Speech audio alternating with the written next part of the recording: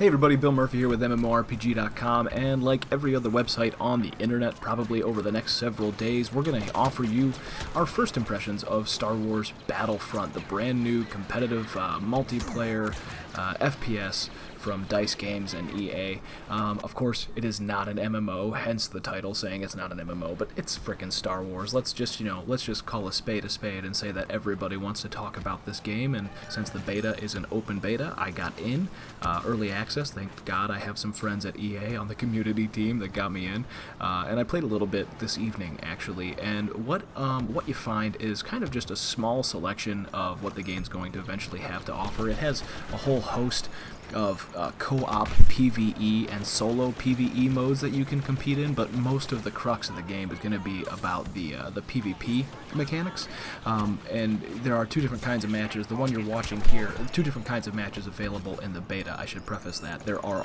loads more different PvP matches once the game's fully live, but in the beta there's the 40 versus 40 AT-AT walk type thing where you have to help your AT-AT get to the other side of the map and to the checkpoints before the other team does. And then of course there's what I was playing here, which is the 16 versus 16 10-minute sort of capture and hold matches. You get these escape pods, and the team needs to capture it and defend it for a couple minutes. Well, not a couple minutes, I think it's like a whole total of like 1 minute. Meanwhile, the other team can knock you out and recapture the pod for themselves. So it's really this, tug of war, capture and hold type thing going on, with a really unique map.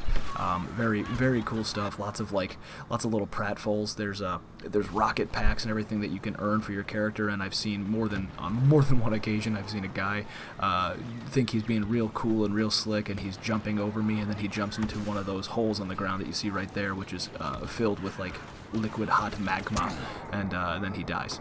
I'm pretty terrible at this game. As you can see, Mr. Thanatos45 destroys me. He just wrecks me quite often.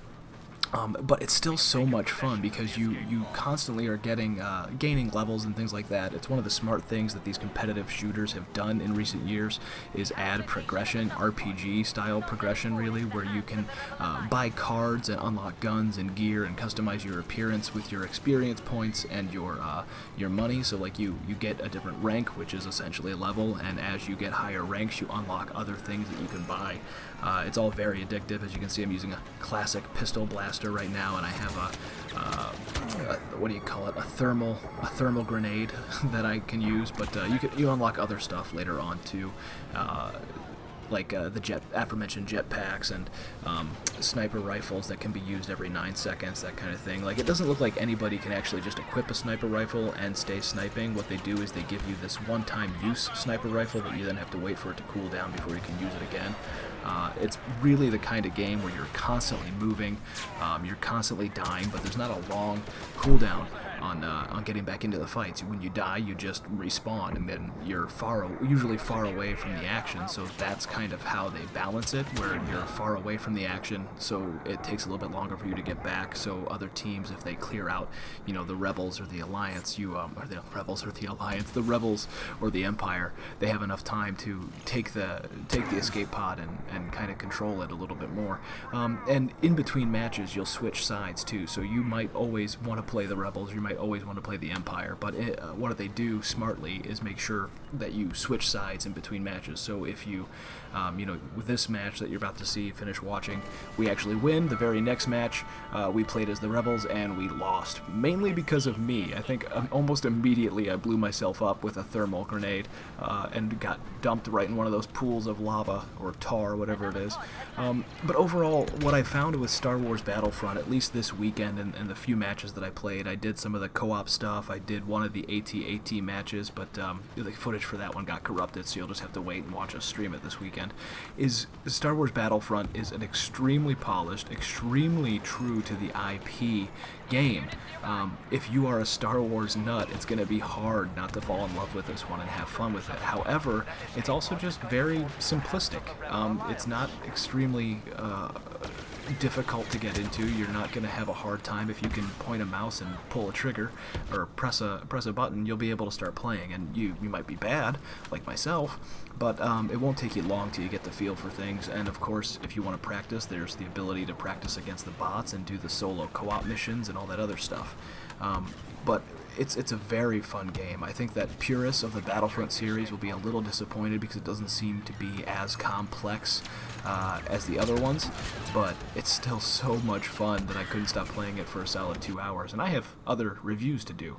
So yeah, so I'm going to go back to Dragon Quest Heroes, which is the review that I'm writing for tomorrow morning. That's Wednesday. But in the meantime, take a look at the rest of this footage, and tomorrow, or not tomorrow, but I think Thursday, the actual open beta for Star Wars Battlefront on all platforms begins. I was playing on the PC, and as you can tell, it runs absolutely wonderful. I don't think I ever went under 100 frames per second, but I do have one hell of a system powering it too. So that's it for me, folks, and now you can take a look at what happens when you win a match, and what happens, how they score you, and then, you know, the customization and gear and loadout menus in between matches too. Thanks a lot. Don't forget to follow us on Twitter, Twitch, YouTube, Facebook, Snapchat, all those stupid things, Instagram at MMORPG.com without the dot. As always, I'm Bill Murphy. Don't let a bad pug, which I'll probably be the part of, get you down.